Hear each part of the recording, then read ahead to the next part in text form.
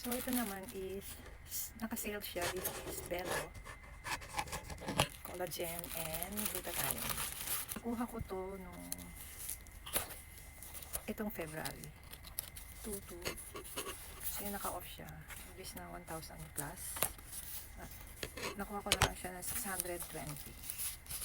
Dito. Okay, let's read the formulation. Each capsule contains glutathione 250 mg, alpha-lipolic acid is 50 mg, amino acid is 50 mg, sodium ascorbate, which is vitamin C, is 25 mg, coenzyme Q10 is 3 mg, marine collagen 3 mg, contains fish, and then other ingredients are magnesium stearate. So, ang expiration niya is July 17, 2027.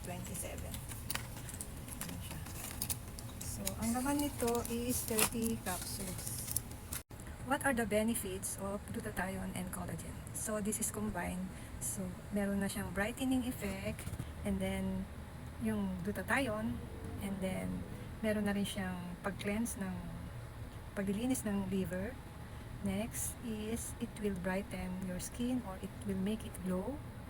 So ayun yung isa sa gusto ko. Yung collagen naman, nakakatulong siya sa skin, pagiging firm or elasticity, and then okay siya sa joints. Next is okay siya sa hair and nails. So subok ko na yung mga collagen, pero madalas na iniinom ko is yung collagen lang, wala siyang brightening o wala siyang glutathione. So this is my first time trying the Bello Glutathione with collagen.